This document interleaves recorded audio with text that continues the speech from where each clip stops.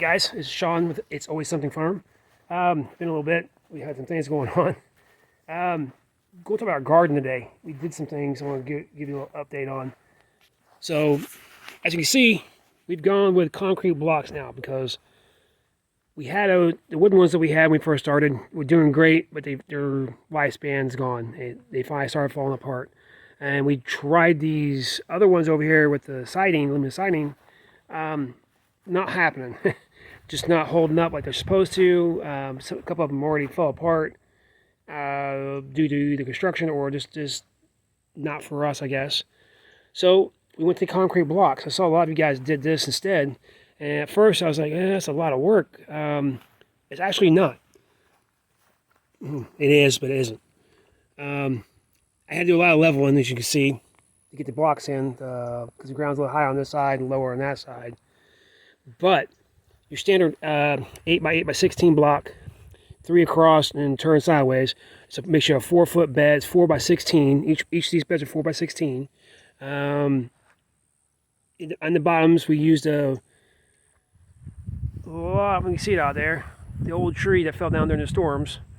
So we got bottom line with wood, and then we got some topsoil with nice organic mix in it on top. It looks like they're doing pretty good. I saw a lot of y'all putting in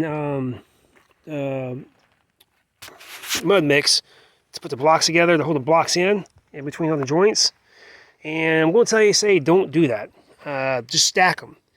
And put your dirts down the sides in each holes. And what's going to happen is, once these roots start taking through, they're going to hold these blocks in for you. And what I have found out is, when I first made this bed, I forgot to put the end on my sprinkler system here, my emitters, the hose down there, the zip tie. Well, it flooded the whole bed out, and as you can see, the side of the bed, kind of wonky. Well, that whole wall fell over because it flooded the whole bed, and it couldn't withstand all the water.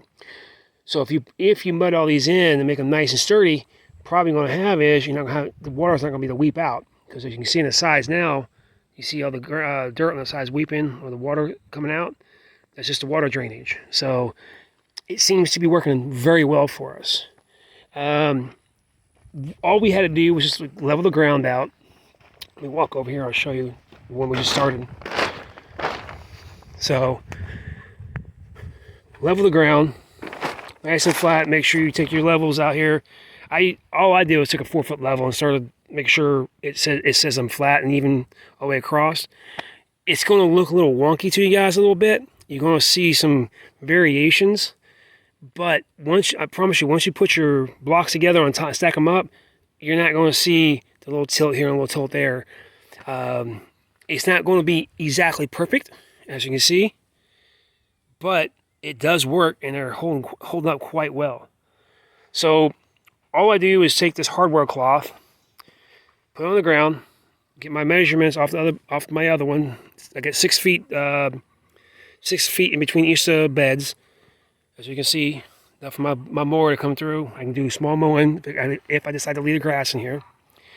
Laid it down. I put the block right along the edge of the wire mesh down there. Come across.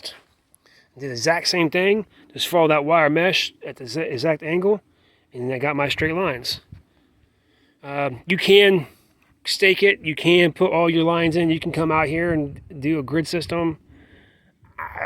This just worked for me. So if you're just somebody who wants to get it in and get it done with, it works. And now from there, all you gotta do is just stack your blocks on top. Now while you're stacking your blocks on top, just make sure these blocks that you get rub down a little bit. When you put your block down, rub it like this across it, and it'll level that block out and get all the little loose spots, which normally is what's going to give you your variations in the beds. Also, I plumb I plumb all these first, but unfortunately this one I forgot to plumb. So the old bed's plumbing's right there, so I got to take that right across under this one. That's why I haven't finished this bed yet. I got to pull that block up, cut that wire mesh, and I'll bring that hose up on the inside, and then I'll go ahead and plumb it, have it ready to go. The PVC pipe we installed today That's for the cold weather coming up. So, hey, what zone are we in? So we're in 9B in Florida, and normally we have winter for about a week usually, like freezing weather. Well, we will have our first bout here November 14th, well, whatever the next weekend is, or Monday is. Sorry, Monday gets here. We normally don't have freezing weather, and when we do, we just cover the plants up. Well, with these new beds, as you can see, we have some ground to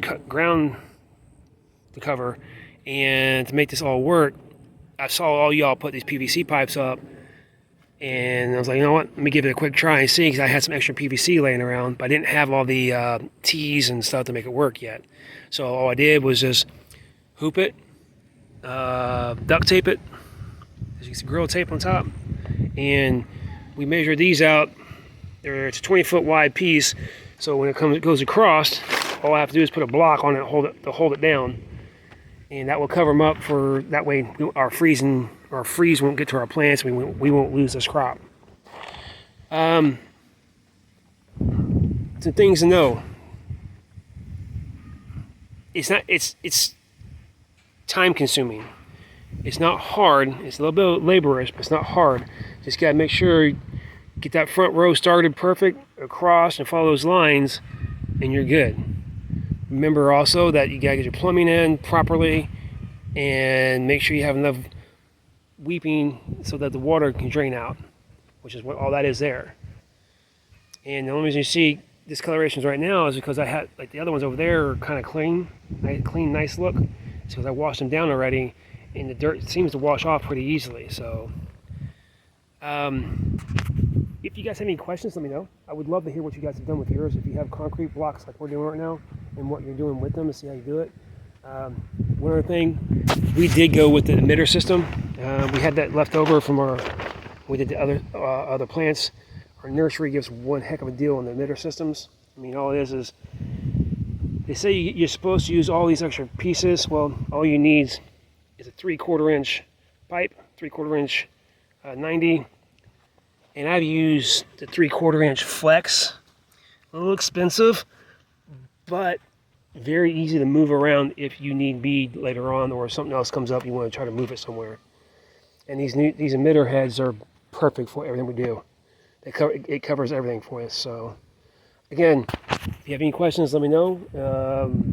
Ask. I'm more than happy to, and tell me what you think I went wrong too, because I would love to see if something I can do to make it even better. So give us a like, share, and I'll talk to you guys in the next one. See ya.